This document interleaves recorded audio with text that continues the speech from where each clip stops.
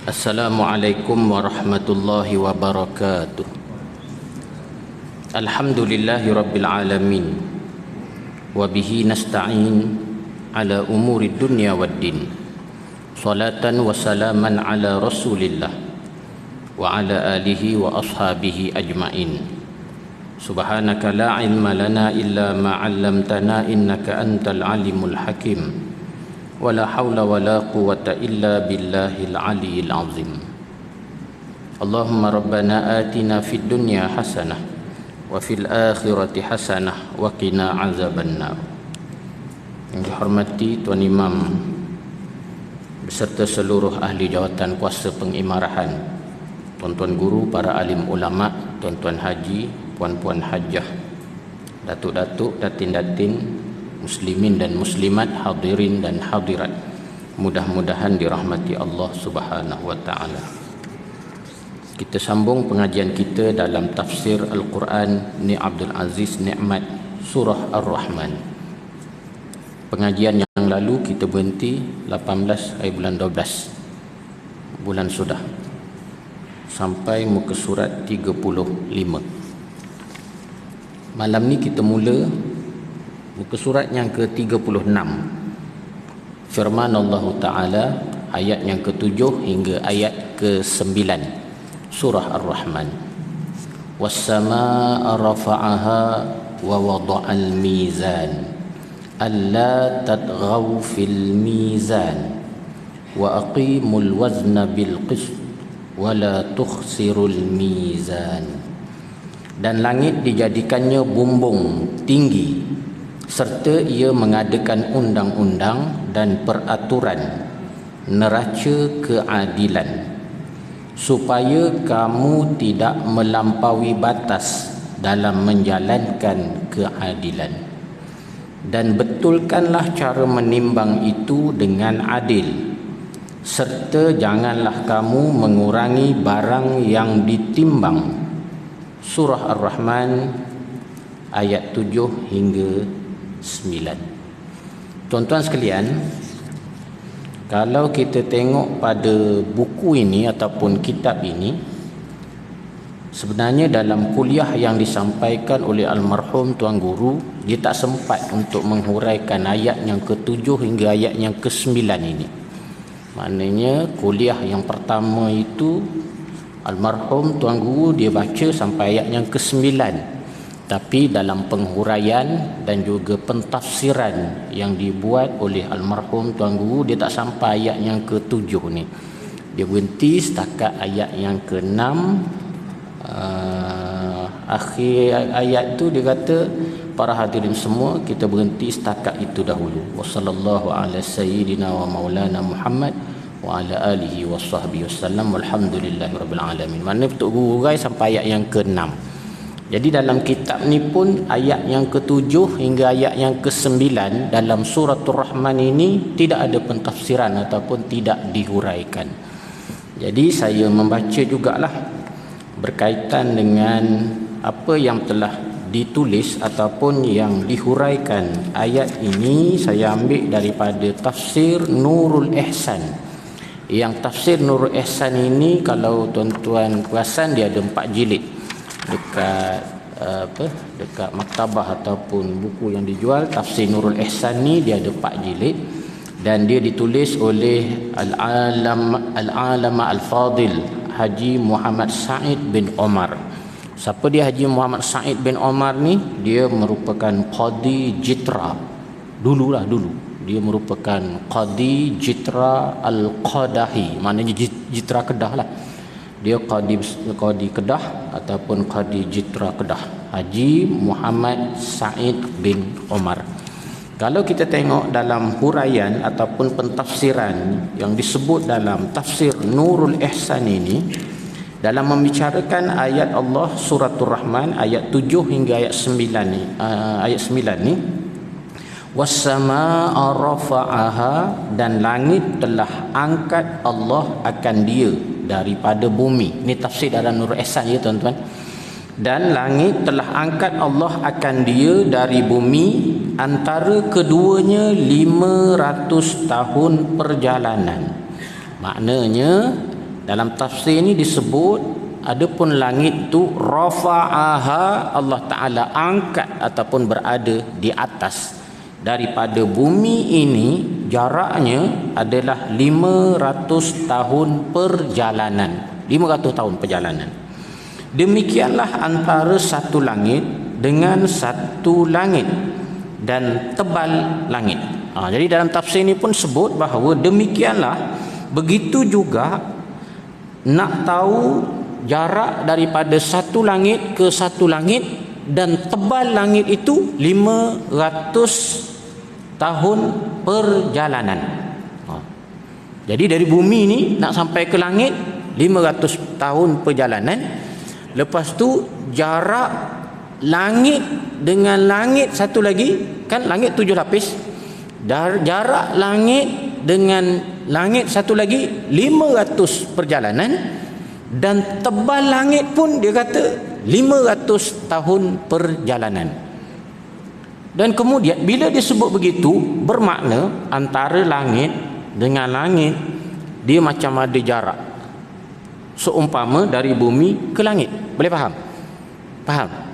Dia langit ni dia tidaklah sebagaimana kita buat lapis, 7 lapis langit. 7 lapis langit tidaklah sebagaimana 7 lapis kuih lapis. Kita buat kuih lapis, okey, buat lapisan pertama selalu orang letak color apa? Color putih tak? Color putih. Lepas tu lapisan kedua orang letak color pink. Pink. Ataupun ada orang dia letak warna pink, dia nak warna hijau. Dia letak putih, lepas tu dia lapisan kedua hijau. Lepas tu letak merah pula. Contoh, dia nak berkala-kala. Jadi kita buat kuih lapis, antara satu lapis, lapis pertama dengan lapis kedua tu dia bertakuk ataupun bercantum. Adapun langit, kalau kita tengok daripada pentafsiran para ulama, termasuklah apa yang disebut dalam kitab ini, dan langit ni Allah Ta'ala angkat jarak bumi, muka bumi nak sampai ke langit ni 500 tahun perjalanan. Okey, lepas tu ada satu langit. Langit ni pula tebal dia 500 tahun perjalanan pula. Lepas tu daripada langit ni nak pergi ke langit kedua ni, jarak dia seolah-olah ada tergantung macam tu, jarak dia 500 tahun perjalanan pula. Menggambarkan betapa agung dan besarnya Allah Subhanahu wa taala.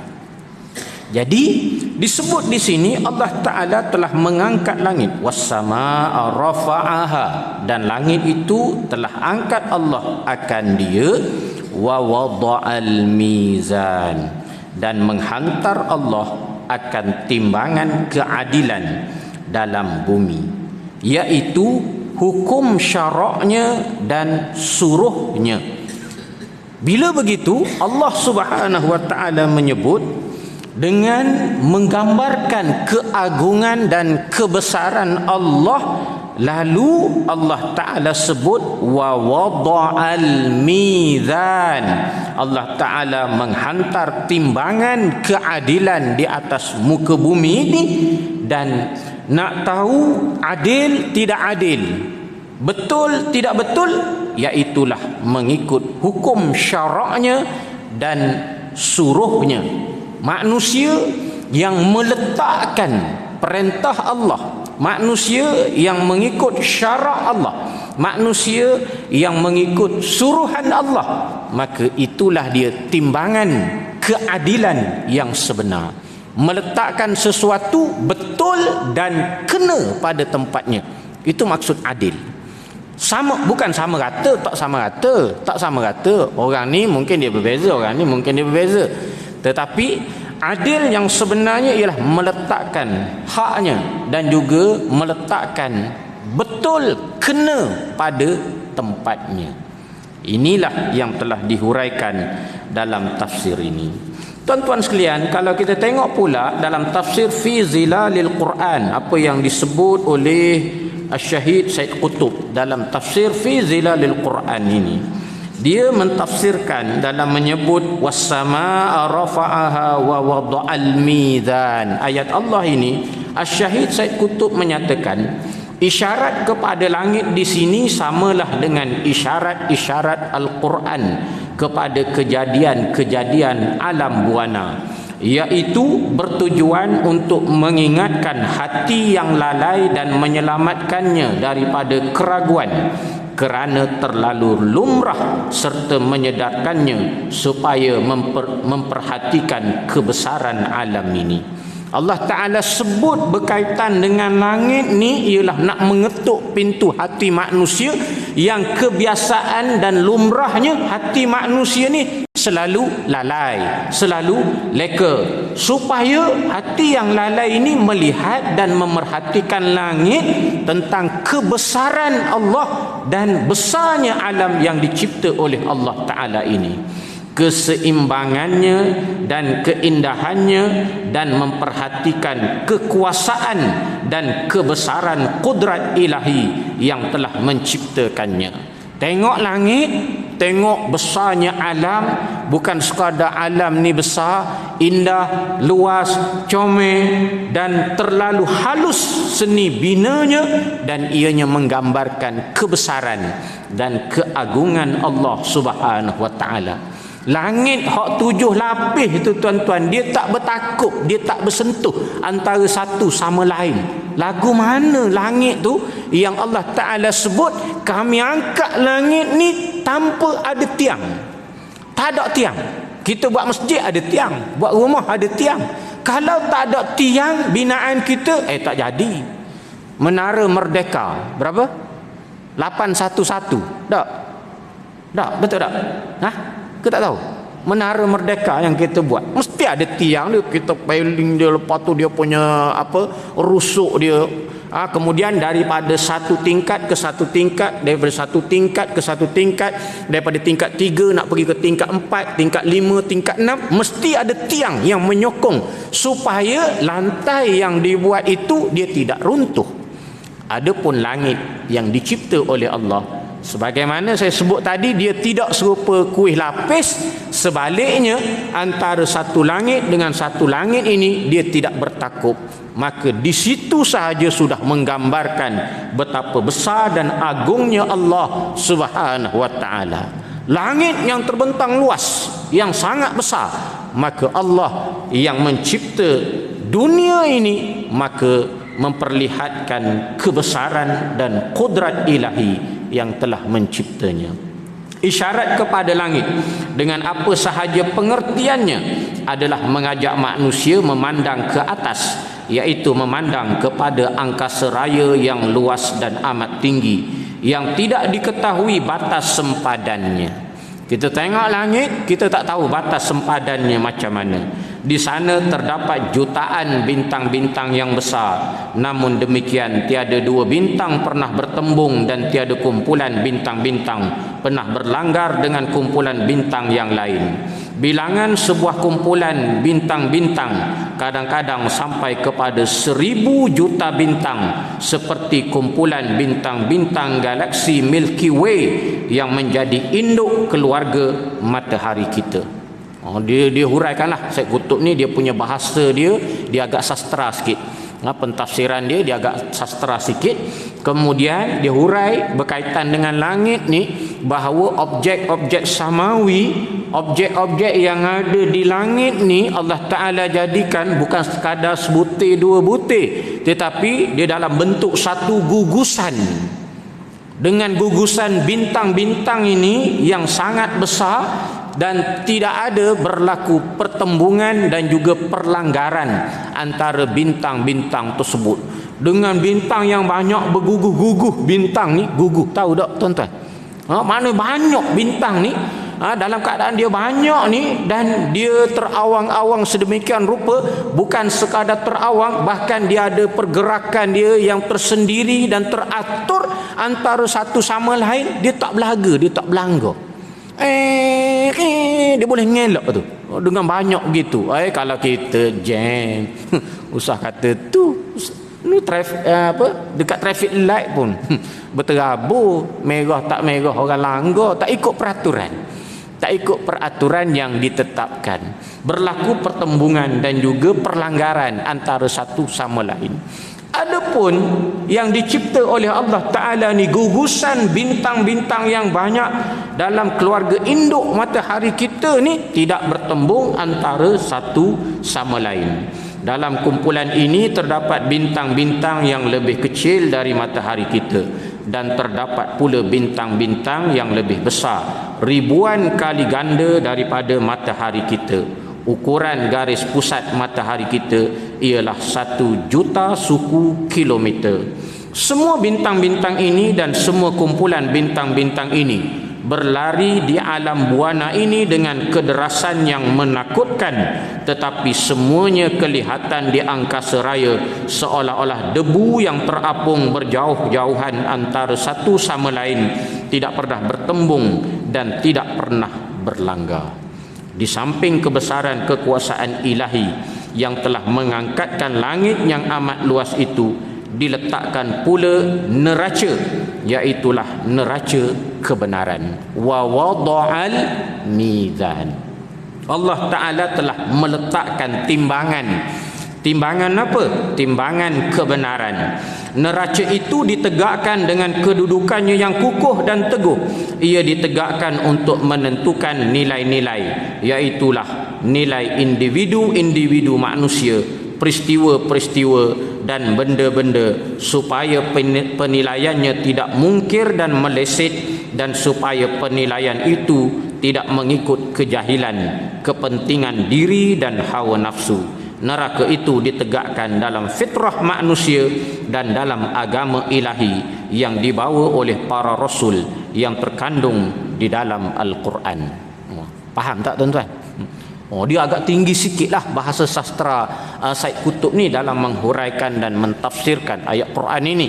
Tapi kesimpulannya ialah dia nak sebut bahawa bila mana Allah Ta'ala menyebut berkaitan dengan langit, sebenarnya Allah Ta'ala nak mengajar dan mengetuk naluri kita supaya kita sentiasa memerhati kebesaran, keindahan langit ini, lalu hati kita menyerah tunduk dan patuh pada Allah yang mencipta, Khaliq yang mencipta, dan menandakan sangat berkuasa kudrahnya Allah Subhanahu wa Ta'ala.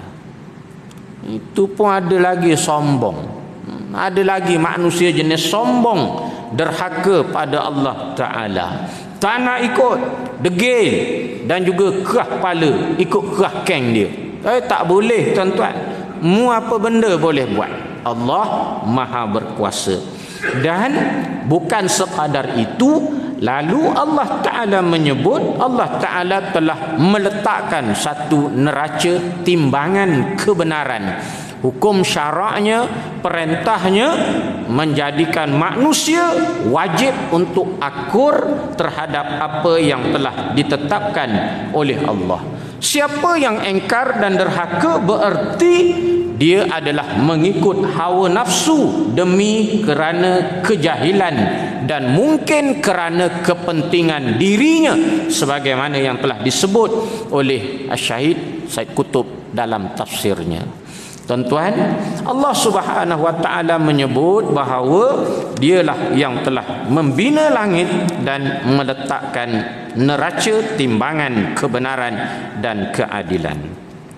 Alla tatghaw fil mizan, bahawa jangan kamu zalim pada timbangan keadilan. Jangan berlaku zalim pada timbangan keadilan. Wa aqimul wazna bil qist, dan diri oleh kamu akan timbangan itu dengan keadilan. Kata Qatadah ialah salah seorang ulama tafsir. Imam Qatadah menyatakan, adil olehmu hai anak Adam seperti yang engkau suka orang perbuat adil atas engkau.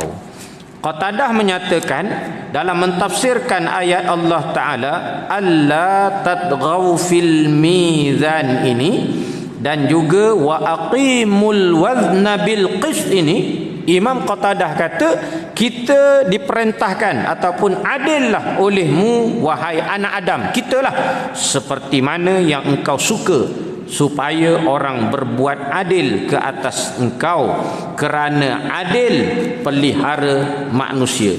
Sebab apa? Sebab dengan bersikap adil itulah maka dia memelihara dan juga menjaga hak manusia. Kita nak supaya kita dibuat baik oleh orang, maka kita juga hendaklah buat baik kepada orang. Al-birri, kebaikan ni adalah semua yang manusia suka. Laisal birra an tuwallu wujuhakum qibala al-masyriqi wal maghrib walakinnal birra man amana billah wal malaikah wal kitab wan nabiyyin wa atal mala ala hubbihi dhawil qurba wal yatama wal masakin wa ibnas sabil was-sailin wa fir riqab wa aqama as-salah wa ataz zakah wal mufuna bi ahdihim idza ahadu was-sabirina fil ba'sa wad-dharra wa hinal ba's. Allah Ta'ala sebut, tidaklah semata-mata kebaikan itu dengan hanya menghadapkan wajah kamu ke arah timur ataupun barat. Akan tetapi yang dikatakan bir, kebaikan sebenar itu ialah bila mana kamu beriman kepada Allah, beriman dengan Allah dan juga beriman dengan hari akhirat, beriman dengan malaikat, beriman dengan kitab-kitab, wan nabiyyin, beriman kepada para nabi yang diutus oleh Allah Ta'ala. Dan mereka juga atal mala ala hubbihi dzawil qurba wal yatama, dia menginfakkan hartanya kepada siapa dia? Orang yang ada hubungan kerabat kekeluargaan dengannya, termasuklah kepada anak yatim, kepada orang-orang miskin, kepada ibnu sabil, kepada orang yang keputusan, orang yang meminta-minta dan sebagainya. Jadi albir ini adalah sesuatu yang dikehendaki oleh manusia. Kita semua nak. Bila kita nak, maka kita juga kena melakukan kebaikan kepada orang lain sebagaimana kita nak baik. Kita nak orang berlaku baik kepada kita. Semua orang nak yang baik-baik. Tak ada orang yang tidak nak yang baik. Ada bini nak bini baik, ada suami baik, ada pak mertua baik, mak mertua yang baik, ada JKK yang baik, ada tok imam yang baik, ada pengurus masjid yang baik, ada YB yang baik, ada bini baru nak bini baru yang baik. Tak, semua nak hak baik belaka, tak sih tak baik. Jadi bila kita nak yang baik, maka kita kena melakukan kebaikan juga. Dan inilah yang disebut oleh Imam Qatadah dalam mentafsirkan wa aqimul wazna bil qist, dan berbuat baiklah, berbuat adillah olehmu hai anak Adam, seperti yang engkau suka orang perbuat adil dan baik atas engkau, kerana adil dan baik itu pelihara manusia. Wala tukhsirul mizan, dan jangan kamu kurang akan timbangan. Jangan sekali-kali kamu mengurangi timbangan. Tidak berlaku adil dalam jual beli. Menipu dalam timbangan, salah satu daripada dosa, dan dia telah mengambil hak orang lain. Patut bagi sekilo tapi tak cukup sekilo. Duit ambil ikut harga sekilo. Tak boleh tuan-tuan.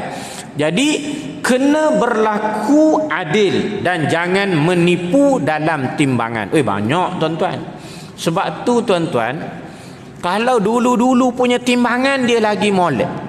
Dulu-dulu punya timbangan. Tuan-tuan pernah tak? Dia apa? Timbang kati punya dulu tak? Dia ada dua tu lah. Bukan lambang pati tu dah. Dia lebih kurang gitulah. Dia masa saya kecil-kecil dulu, dia ada dua piring tu lah, dua piring tempat letak tu. Lepas tu dia ada batu sekilo. Kita nak sekilo, dia letak batu sekilo. Lepas tu dia letak barang sebelah sini. Tengok naik. Tengok bila naik ni, kira mana lebih lah, kurang lagi. Bila dia tambah lagi barang, menyebabkan barang tu dia turun ke bawah, maknanya betul lah tu. Betul lah tu. maknanya lebih daripada berat batu 1 kilo tu. Kalau kita nak beli 0,5 kilo, dia letak 0,5 kilo ataupun dia ejah belah atas ni.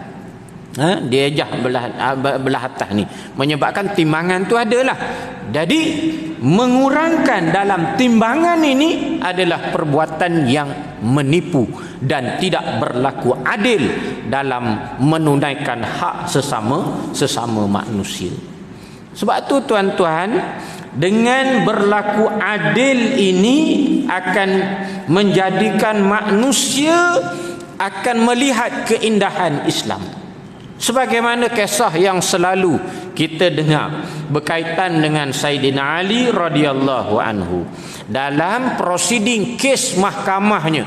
Waktu mana dia jadi khalifah, ada kes Sayyidina Ali dibawa ke mahkamah dan dia kalah dalam perbicaraan di mahkamah tersebut. Ali ni anak kepada Abu Talib. Abu Talib ni dia tak beriman, tapi anak-anak dia masuk Islam, beriman belaka tuan-tuan. Termasuk bini dia. Abu Talib ni orang yang Nabi sayang dan Nabi sangat nak supaya dia beriman, tapi hidayah tak sampai kepada dia.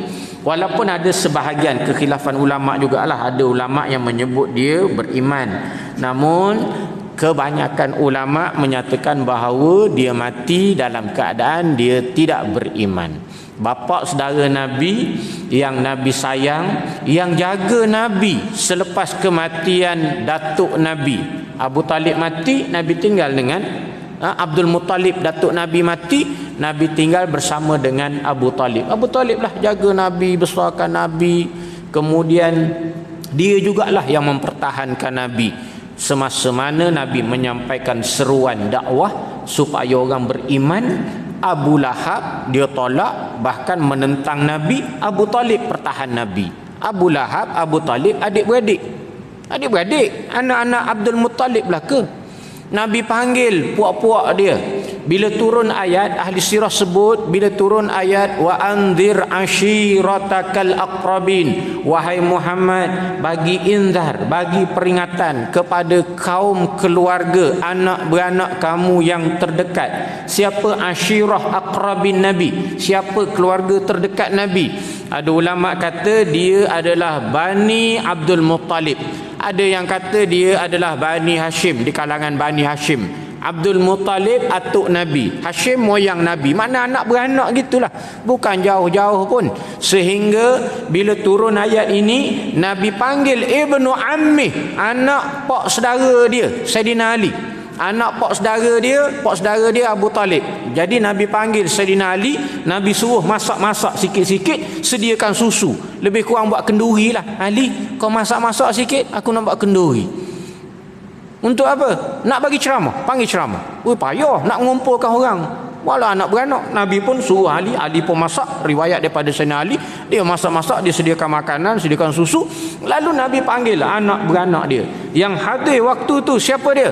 Lebih kurang 40 orang kata Sayyidina Ali. Mungkin lebih, mungkin kurang daripada 40 orang. Tetapi yang dia nampak, yang dia tahu, yang hadirnya Abu Talib, Abbas, Abu Lahab, Hamzah. Ni apa saudara Nabi belaka ni. Bila dah berkumpul, Nabi pun menyampaikan seruannya. Dalam seruan itu ternyata ada yang menolak dengan cara yang lemah lembut, ada yang menolak dengan cara yang kasar. Siapa dia? Abu Lahab menolak dengan cara yang kasar. Abu Talib pula mempertahankan Nabi. Bila Abu Lahab menghina dan juga memperlekeh Nabi, bantai Nabi cukup-cukup, lalu Abu Talib mempertahankan Nabi. Panjanglah kalau nak cerita berkaitan dengan Abu Talib ni, tapi dia mati tak beriman. Isteri dia masuk Islam. Isteri dia Fatimah binti Asad. Dia masuk Islam, meninggal dunia pada tahun ke-4 Hijrah di Madinah. Dia masuk Islam, berhijrah ke Madinah, meninggal dunia tahun 4 Hijrah di Madinah. Bila Fatimah binti Asad meninggal, Nabi kapankan dia dengan qamis, dengan baju Nabi, dengan jubah Nabi. Nabi sembahyangkan jenazahnya, kemudian Nabi hantar ke kubur. Dan bukan sekadar Nabi hantar ke kubur, sebelum Fatimah binti Asad dimasukkan dalam liang, Nabi turun dan masuk dalam kubur Fatimah binti Asad, dan Nabi seolah-olah menolak tanah supaya tanah tidak menghimpit Fatimah binti Asad. Wahai tanah, engkau luaskanlah untuk orang yang akan diletakkan kat sini.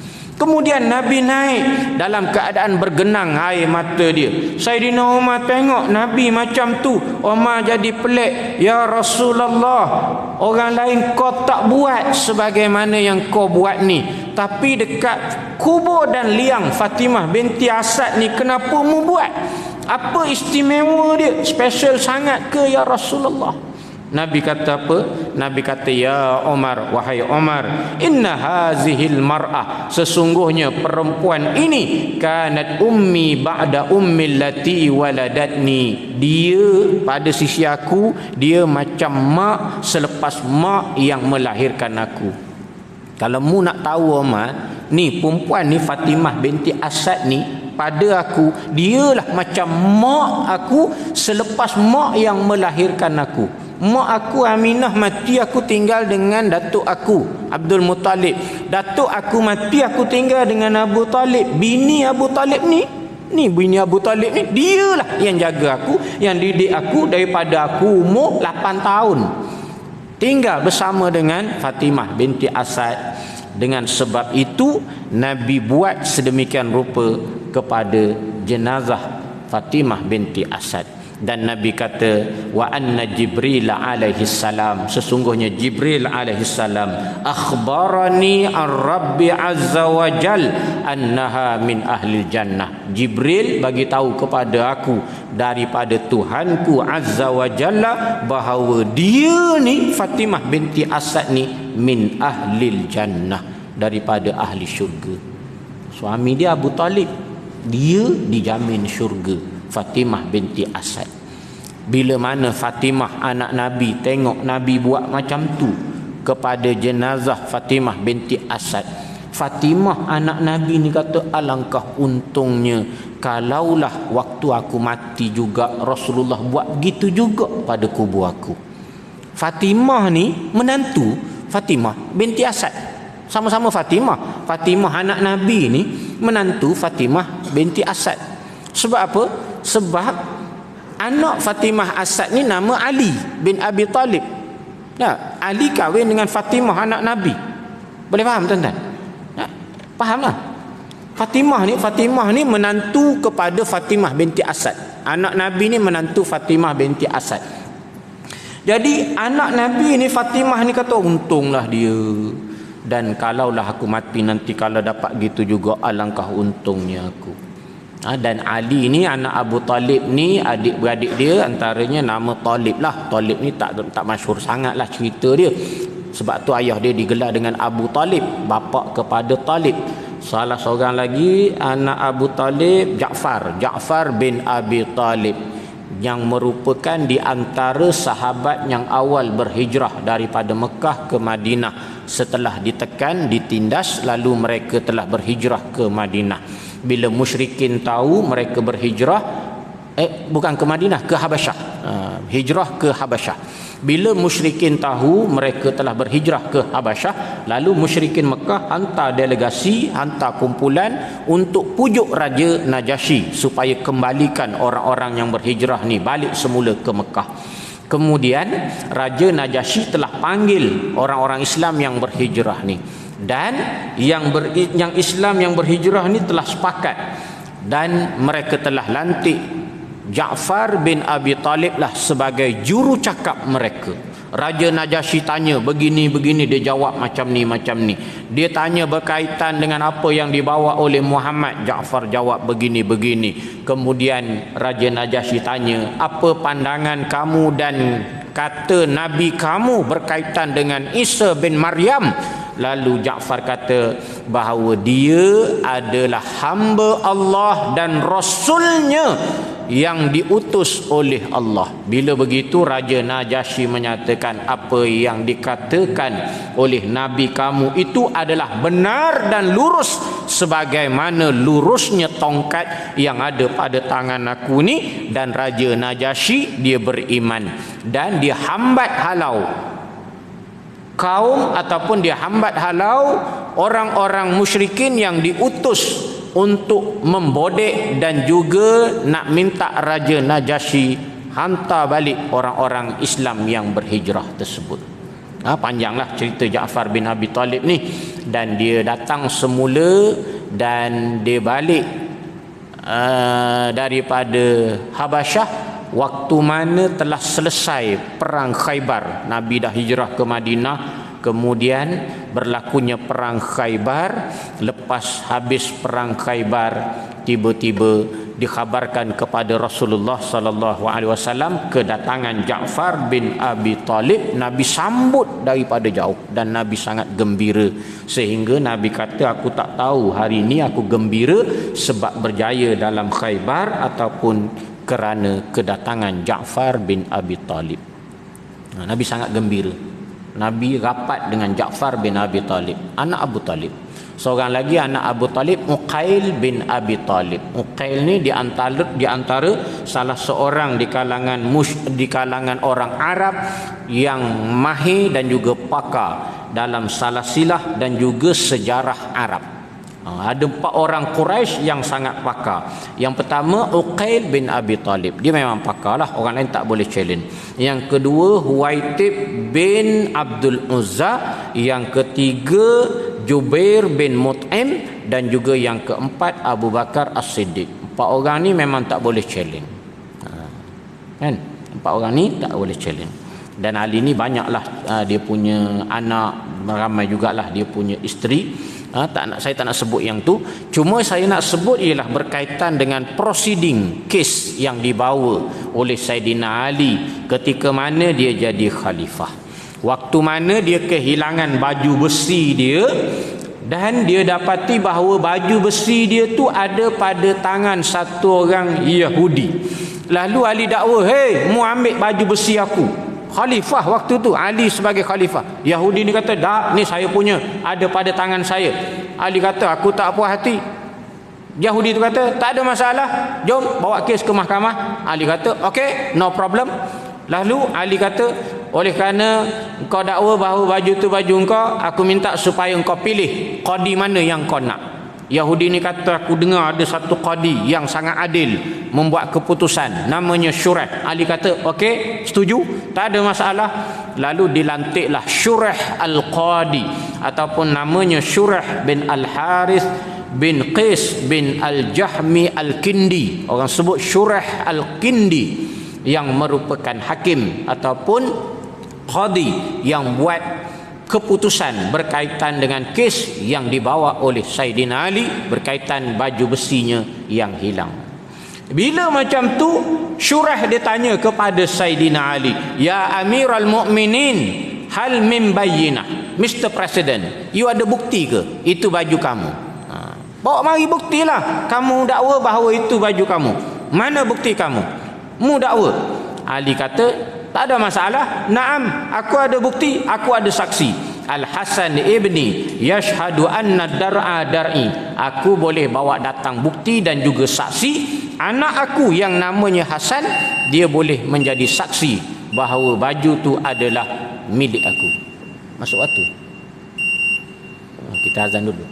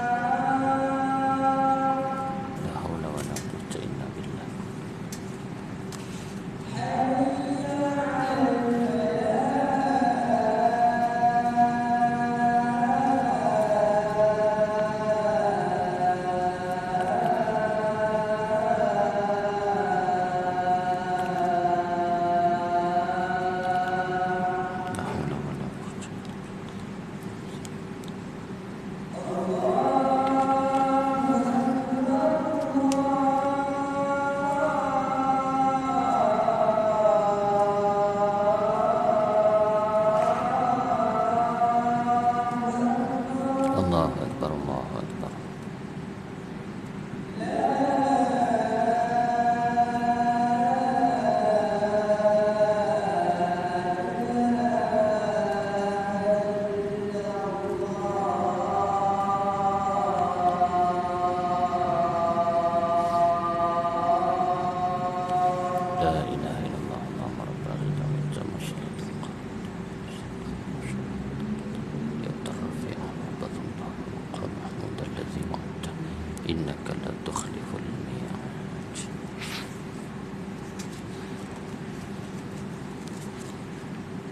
Baik muslimin dan muslimat sekalian. Jadi bila Saidina Ali ni ditanya berkaitan dengan saksi ataupun buktinya, dia telah mengemukakan kepada Qadi Syurah, aku ada saksi. Siapa dia? Al-Hasan ibni yashhadu anna dar'a dar'i. Aku boleh bawa bukti dan juga saksi, iaitu anak aku yang namanya Hasan, dia boleh menyaksikan dan membuktikan bahawa baju besi itu adalah milik aku.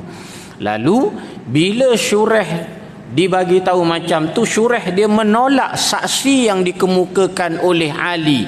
Ya Amirul Mukminin, syahadatul ibni la tajuz. Wahai Amirul Mukminin, anak sendiri tak boleh jadi saksi. Aku tak nak pakai, tak aci. Sebab kalau mu bawa anakmu sebagai saksi, dia mungkin dia akan cenderung kepada kamu kroni, tak aci. Lalu Ali kata, subhanallah, rajulun min ahlil jannah la tajuzu syahadatah. Awak ni jadi qadi lagu mana ni? Anak aku ni bukan kaleng-kaleng punya saksi. Dia ni dijanji syurga. Rajulun min ahlil jannah, lelaki yang dijanjikan syurga oleh Nabi SAW. La tajuzu syahadatah. Mu tak nak terima penyaksian dia. Bukan orang tepi jalan, cakap semalam lain, hari ni lain, minggu lepas lain, minggu ni lain. Bukan macam tu. Dah, dia ni rajulun min ahlil jannah. Nabi janji syurga. Takkan mu tak boleh nak terima? Bila Saidina Ali jawab macam tu, Syurah kata apa? Ya Amirul Mukminin, wahai Amirul Mukminin, zalika fil akhirah. Cerita syurga ni akhirat. Adapun sekarang, amma fid dunya fala tajuz. Sekarang ni kat dunia, kes bicara kesmu. Aku minta mu bawa saksi, bawa bukti. Atas dunia ni aku tak boleh pakai. Anak tak boleh jadi saksi kepada bapaknya. Aku tak terima. Bila Syurah cakap macam tu, Ali kata, dah aku bawa lelaki ahli syurga pun sebagai bukti saksi, mu tak terima, aku tak ada saksi lain lah. Saksi lain lagi tak boleh pakai kan? Saksi lain mungkin lagi tak boleh pakai. Dengan lelaki ahli syurga pun mu tak nak terima. Bila begitu, maka Syurah telah memutuskan bahawa baju besi itu kekal milik Yahudi tersebut. Kalah Saidina Ali, khalifah kalah dalam perbicaraan tersebut. Bila macam tu, Yahudi itu setelah diputuskan Syurah, baju besi itu dapat pada dia, dia kata asyhadu anna hadza din 'alal haqq. Aku menyaksikan bahawa inilah dia hukuman agama yang benar.